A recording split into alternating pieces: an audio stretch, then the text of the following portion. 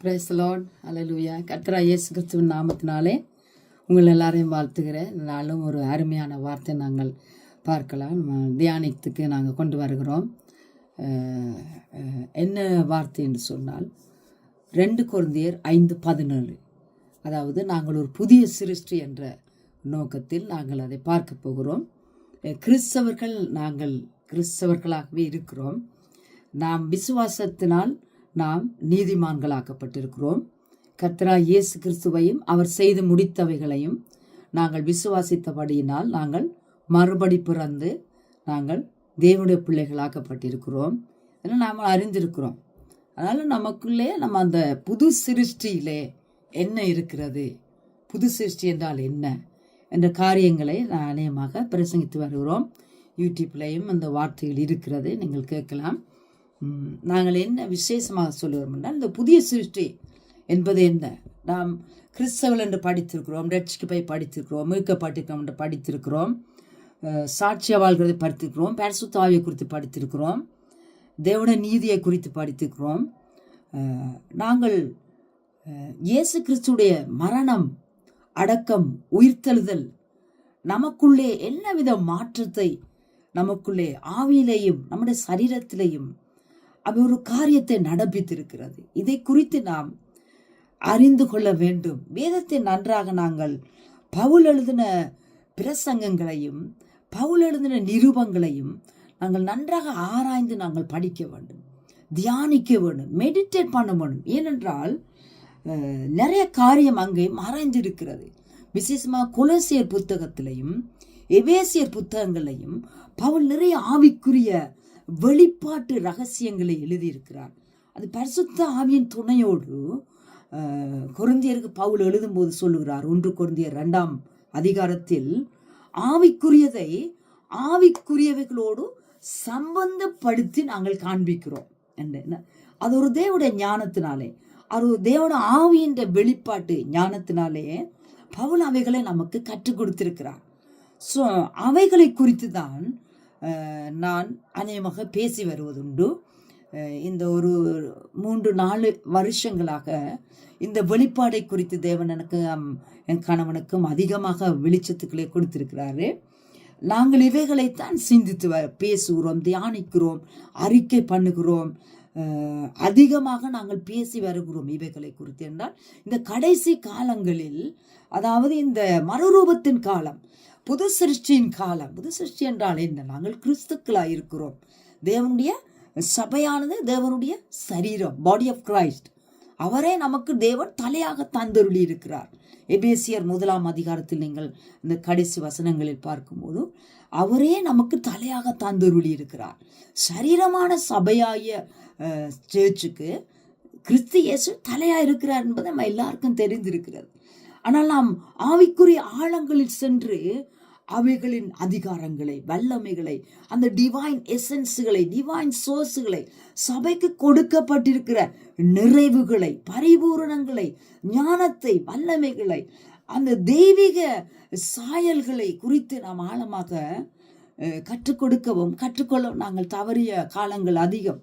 நாங்கள் மேலோட்டமாக சுவாலவாக நாங்கள் கிறிஸ்தவ வாழ்க்கை பார்த்து கொண்டு போய் அப்படியே விட்டு எல்லாரும் செத்து மடிகிறோம் அப்படி. ஆனால் பவுல் எழுதின ஆழமான தேவ ரகசியங்கள் சொல்லுகிறார், நாங்கள் தேவனுடைய ரகசியங்களின் உக்ரானக்காரன். அப்படி என்றால் அப்படி என்ன பெரிய ரகசியத்தை நம்ம சபைகளுக்கு சொல்லி கொடுத்து விட்டோம் அல்லது நாம கற்றுக்கொண்டு விட்டோம் என்பதை நாங்கள் பவுலுடைய நிருபங்களை பார்க்கும்போது என்ன ரகசியத்தை நாம் கற்றுக்கொண்டிருக்கிறோம்? எந்த ரகசியம்? பல ரகசியங்களை அவர் எழுதி கொடுத்திருக்கிறார். அந்த ரகசியங்கள் நம்மை வாழ வைக்கும் என்பதை நாம் மறந்து விட்டோம். மரணத்தை வென்று நாங்கள் ஜீவனை உடையவர்களாக இருக்கிறோம். மரணத்தை விட்டு நாங்கள் ஜீவனுக்கு உட்பட்டிருக்கிறோம், ஒரு புதிய சிருஷ்டியாக. புது சிருஷ்டி என்னால் என்ன? பழைய சிருஷ்டிகள் ஆதியாகமத்தில் நீங்கள் பார்க்கலாம். சிருஷ்டிப்பின் வரலாறிலே 1ஆம் 2ஆவது அதிகாரங்களிலே தேவன் அங்கே சிருஷ்டிகளை குறித்து, படைப்புகளை குறித்து சொல்லுகிறார். ஆனால் புதிய சிருஷ்டி என்றால் என்ன? கிறிஸ்துவுக்குள் நாம் மறுபடி சிருஷ்டிக்கப்பட்டிருக்கிறோம். அதை குறித்து எபேசியர்ல 2ஆம் அதிகாரத்திலேயும் அங்கே சொல்லப்படுகிறது. அவர் கிறிஸ்துவுக்குள் நம்மை சகலவித நற்கிரியை செய்யும்படி சிருஷ்டித்திருக்கிறார். அவருடைய கரத்தின் செய்கையாய் நம்மை வைத்திருக்கிறார் என்று அங்கே சொல்லப்பட்டிருக்கிறது. நீங்கள் எபேசியர் நாங்கள் புது சிருஷ்டிகளை குறித்து தான் படிக்கிறோம். ஸோ நீங்கள் கற்றுக்கொண்டு வரலாம். மென்மேலும் பல கிளிப்ஸுகளை நாங்கள் இதில் போடும்படியாக நாங்கள் யூடியூப்பில் நாங்கள் அப்லோட் பண்ணுகிறோம். நீங்கள் அதை குறித்து படிக்கலாம். பாருங்கள், 2ஆம் அதிகாரம் 10ஆம் வசனத்தில் அங்கே பவுல் எபேசியருக்கு எழுதும்போது சொல்லுகிறார், ஏனெனில் நற்கிரியைகளை செய்கிறதற்கு the purpose என்ன, every good things want to come out of you. உங்களுக்குள்ளிருந்து நன்மையான கிரியைகள் வெளியே வர வேண்டும். அப்போ நற்கிரியைகளை செய்கிறதுக்கு நாம் கிறிஸ்து இயேசுவுக்குள் சிருஷ்டிக்கப்பட்டிருக்கிறோம். In Christ we are created.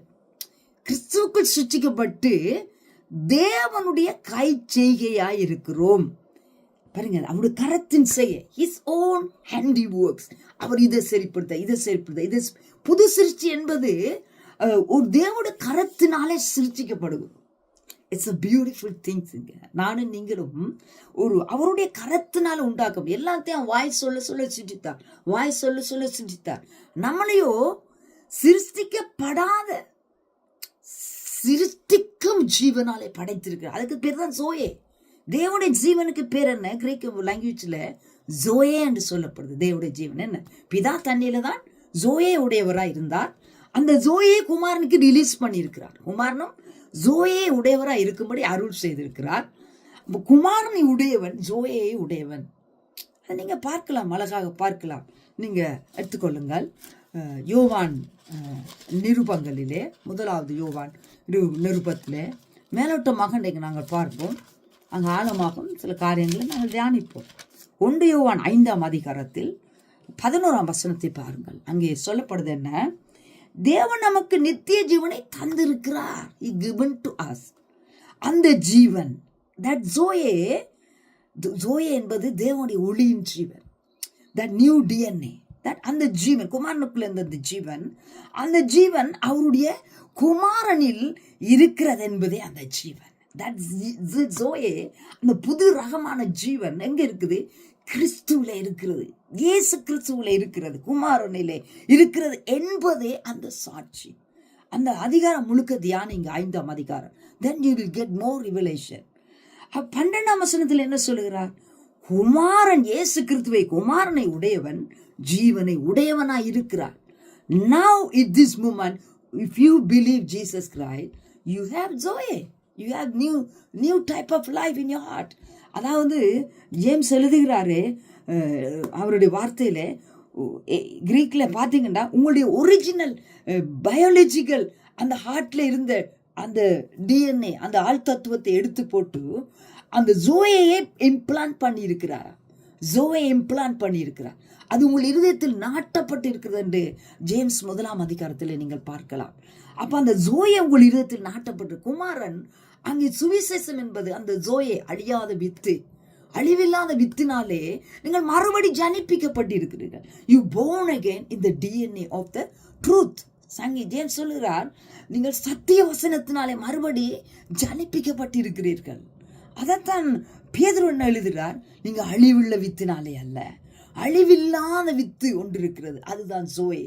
அந்த வித்து, அந்த டிஎன்ஏ, அந்த ஜீவன், அதுக்கு என்ன பெயர்?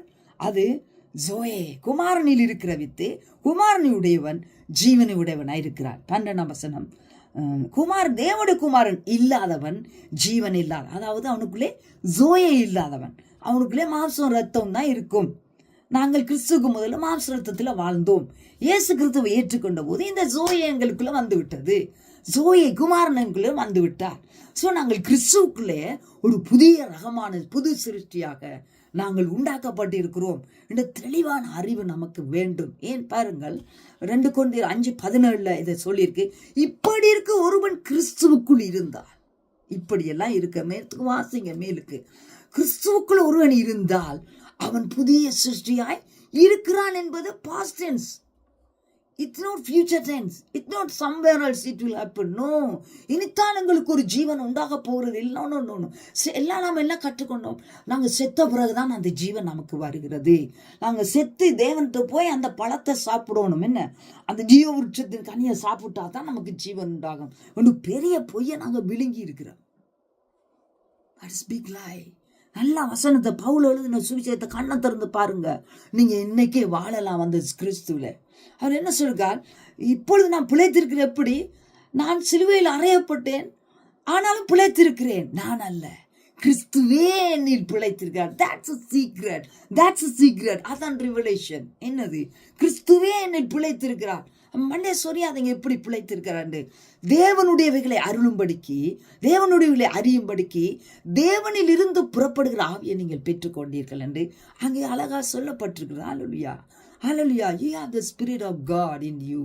That's why he will reveal everything. கடவுளுடையது எல்லாம் அறிந்து கொள்கிற ஞானத்தையும் வெளிச்சத்தையும் தெளிவையும் அவர் உங்களுக்கு அருளுக்கிறவராயிருக்கிறார். You just be thirsty. அல்லது நீங்க ஓப்பன் பண்ணும்போது பைபிளை அவர்கிட்ட கேட்கணும். ஆவியானவரே சொல்லி கொடுங்க, ஸ்பிரிச்சுவல் ரிவலேஷன்களை சொல்லி கொடுங்க. ஆவியின் வெளிச்சத்தில் இந்த கண்களை திறங்கப்பா, இந்த வேதத்தை பார்க்கறதுக்கு. அப்படி கேளுங்க, அவர் காமிப்பார்.